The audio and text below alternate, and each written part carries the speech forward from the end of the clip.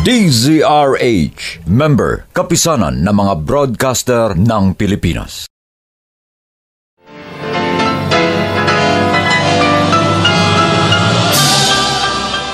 Buong karangalang inihahandog ng DZRH para sa bagong milenyo ang isa pang magandang dula mula sa panulat at direksyon ni Salvador M. Royales. May pangako ang bukas. Kahit kailan hindi ako nawala ng galang sa nakatatanda. Pilit ako nagpapakabait. Pero binabalaan ko kayo. Baka hindi nyo alam ang pwedeng gawin ng isang mabait na tao kapag nasagad ang kanyang pasensya. Pwedeng maging demonyo kahit ang isang santo. May pangako ang bukas. Kasaysayan ng mga kaluluwang lupaypay na ang pusong hapong-hapo sa tindi ng malabis na pagdurusa. Subalit sa kabila ng lahat, huwag kalilimutang paglipas ng isang dapit hapon ay sisikat ang araw na magsisilbing tanglaw sa sinumang tinakasan na ng kawalang pag-asa. Dahil sa likod ng mga hinagpis ay may naghihintay na ligaya. Sa bawat kabiguan ay may makakamit na tagumpay, laki pang pangarap na sa bawat himaymay ng laman ay muling mabuhay ang dugong nananalaytay sa mga ugat at unti-unting mauusal ang mainspirasyong mga katagang. May pangako ang bukas.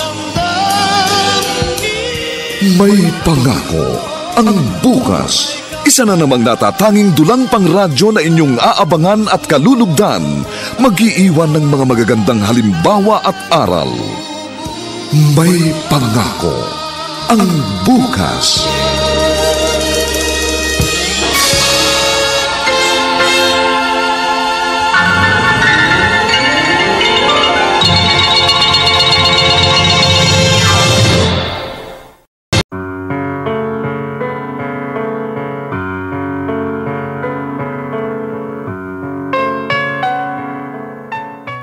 Magandang umagang muli sa inyong lahat, mga giliw naming taga-subaybay. Narito na po ang ikatlong kabanata ng ating tampok na kasaysayan sa linggong ito, pinamagatang Pwedeng maging demonyo kahit ang isang santo. Dito pa rin sa ating natatanging dunang May Pangako ang bukas.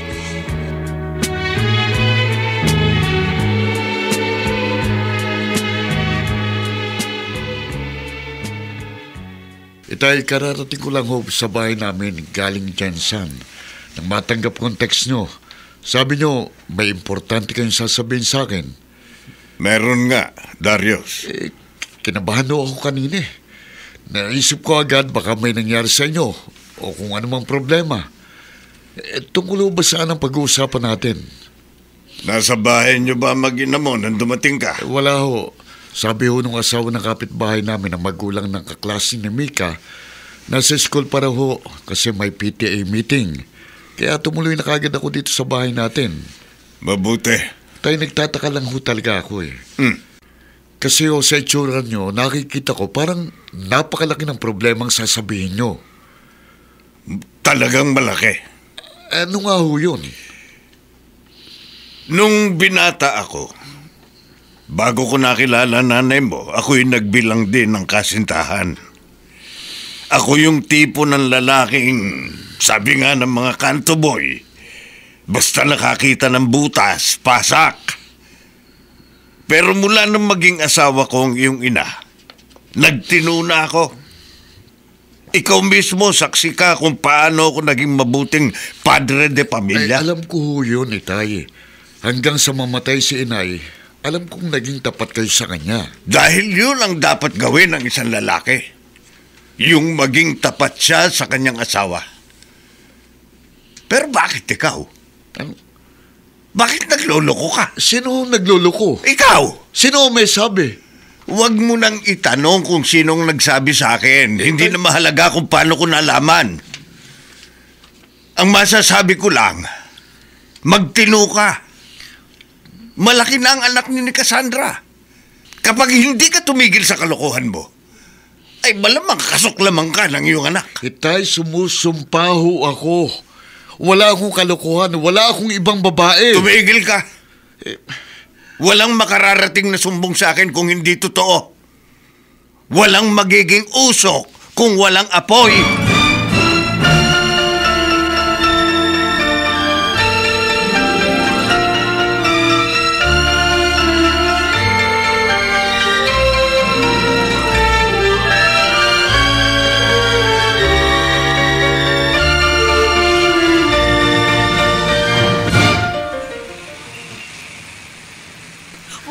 Bilisan mo.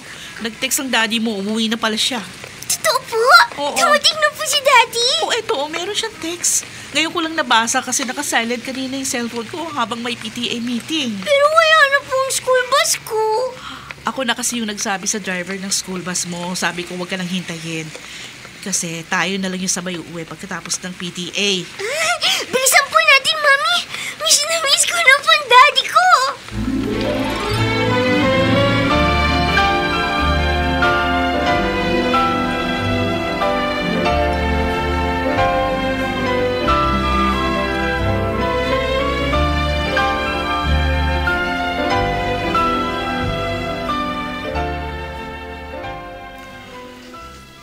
Habang nasa headquarters ako, Ate Feli, laging sumisingit sa isipan kong problema ng anak mo si Cassandra sa kanyang asawa.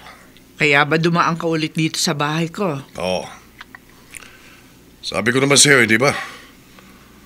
Parang anak ko na si Cassandra. Ayokong may nananakit sa damdamin niya. Kinausap ko ang balai ko. Nangako naman siyang pagsasabihan si Darius. Makinig naman kaya sa tatay niyang manugang mo? Pag hindi pa siya nakinig, ako na mismo ang magpapayo kay Cassandra na hiwalayan ang Darius na yon. Ang isang problema dyan, ate, kung sakali ay siya ang una sa angkan natin na mapapahiwalay sa asawa.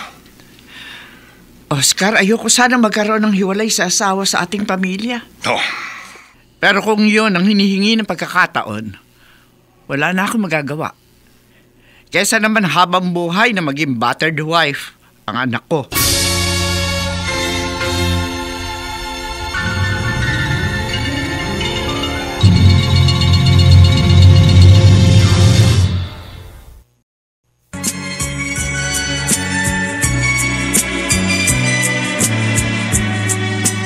At ngayon, balikan natin ang tampok na kasaysayan sa ating dulang. May pangako ang bukas.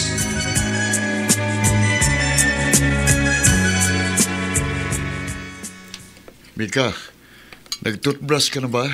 Opo, Daddy. Nag-toothbrush na po ako gamit ang unique toothpaste. Hindi ko po kinakalimutan mag-toothbrush kasi ayoko po magkaroon ng tooth decay. Very good. Sige anak, pumunta ka na sa kwarto mo. May importante kami pag-uusapan ng mami mo. Opo, Daddy. Pero, pakis po muna. Ayan. I love you, Daddy. I love you too, anak. Good night, Mommy. Good night.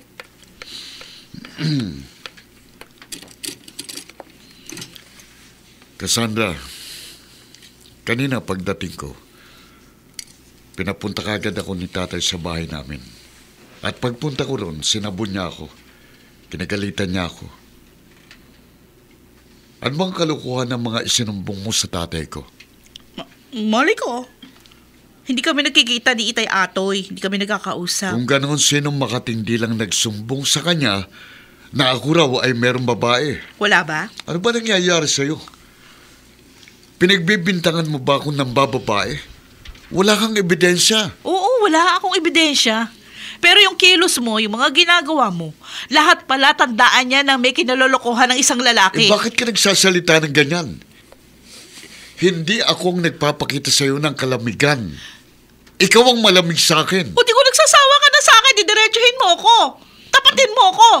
Hiwalayan mo na ako, pero iwan mo lang sa akin ang anak ko. Hindi tayo maghihiwalay. Wala akong babae. Wala. Ha? Kung dumating ka lang dito para awayin ako, ha? Sana hindi ka nalang umuwi! Hindi naman kita... Wisit! Hoy! Bumalik ka rito, Cassandra. Nag-uusap pa tayo. Saan ka pupunta? Cassandra!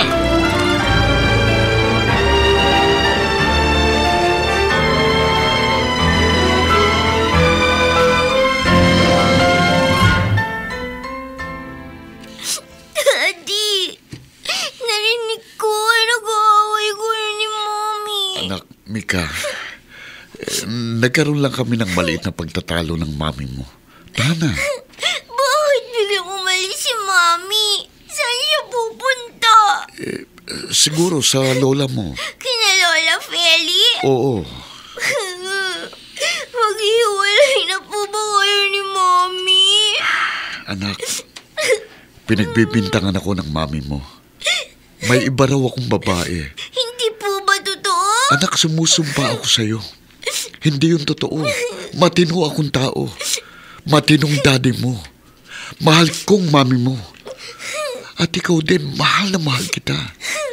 Hindi ako gagawa ng bagay na ikasisira ng ating pamilya.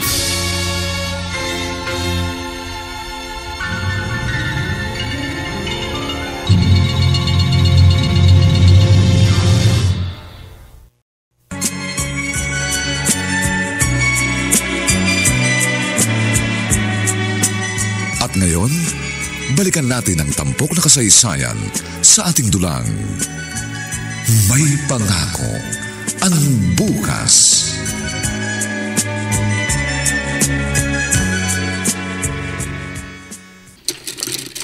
Oh, Cassandra! Bakit na naman? Nag-away na naman ba kayo ni Darius? Dumating na ba siya? Opo, dumating na siya. Tapos siya pa mainit ang ulo. Abay, parang gusto na naman ako saktan. Kaya umalis ako sa amin, dumiretso ako dito. Ay, tama lang yung ginawa mo. Eksakto. Narito ang Uncle Oscar mo. Nagkakapi lang. Pero... Ate Feli, narinig ko na may... Cassandra, Uncle, umiiyak ka? kasi po, Uncle. Ano? muntik na naman daw siyang bugbugin ni Darius. Kaya tumakas na siya. Dumiretso siya rito. Lintik na lalaking yun ah. Para siyang bakla. Namimihasan na siyang manakit ng babae. Andun ba siya sa bahay niyo? Opo. Pati ako binabastos niya sa ginagawa niya. Uncle. Alam niya, para na kitang anak, bibigyan ko siya ng leksyon! Uncle! Uncle Oscar! Uncle! Reto! Hindi pupuntahan tayo! Mama, baka kung anong gawin ni Uncle kay Darius. Hayaan mo siya. Hayaan mo matuto ng leksyon ang walang hiyang asawa mo.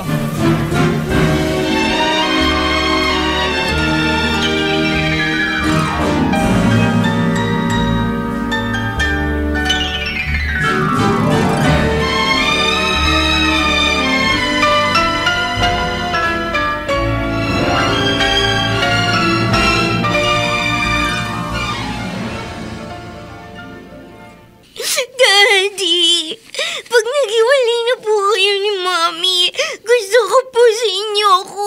Mika, anak, tampuhan lang din namin ng mami mo. Hindi kami maghiwalay. Pero kung maghiwalay nga po kayo, sa inyo po ako sasama. Love ko po si Mommy, pero mas love ko po kayo. Mas mabait po kayo eh. Hindi niyo po ako kinukurot. Ha? Hindi niyo po ako sinisingalan. Madalas ka bang singhala ng mami mo? Opo. Lalo na po kapag may kausap siya sa cellphone. Sino bang kinakausap ng mami mo sa cellphone? Hindi ko po alam. Mahina ang boses niya. Nagbubulungan lang sila. Abay, Darius! Alam ko nariyan ka! aba, Buksan mo itong pinto! Daddy! Sino po yun? Ang lakas kumatok. parang boss ng Lolo Oscar mo eh. Yung pong matangkad na pulis na na-interview sa TV kung minsan? Oh, dito ka lang ha. Opo. Bubuksan ko pinto. Darius! Ano ba? Buksan mo ito!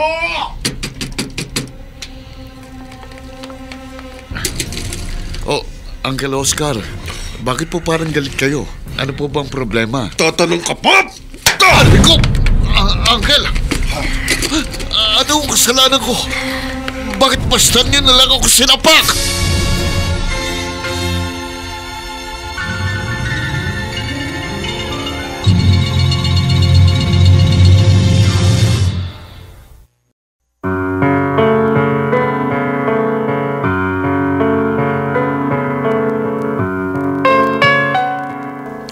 Anong mangyayari sa tagpong ating iniwan? Lalabanan ba ni Darius ang Colonel na tiyuhin ng kanyang asawa? Mga kaibigan, inaanyayahan po namin kayong bisitahin ang FB page ng May Pangako ang Bukas. Nakahanda po kaming tugunan ang inyong mga mungkahi o suggestion para lalo naming mapaganda ang ating programa. Ang mga bituin ng radyo na nagsiganap ay sina Kent Villamor, Bobby Cruz, Lionel Benjamin, Rosana Villegas, Vilma Borromeo Estiliore, Susan Robles, Olive Madrideos, at si Phil Cruz bilang Darius. Nilapatan ang tunog ni Jerry Mutia. Sa musika ni Buboy Salonga. Superbisyong teknikal ni Eric Lucero. Ang ating kasaysayan ay mula sa panulat ni Alex Areta at sa direksyon ni Ben Mercado. Ito po ang inyong kaibigan June Martin Legaspi, nag-aanyayang huwag po ninyong kaliligtaang sundan at pakinggan ang mga nalalabipang kapanapanabik na kabanata ng kasaysayang ito. Pwedeng maging demonyo kahit ang isang santo. Dito pa rin sa ating natatanging dunang, May Pangako ang Bukas.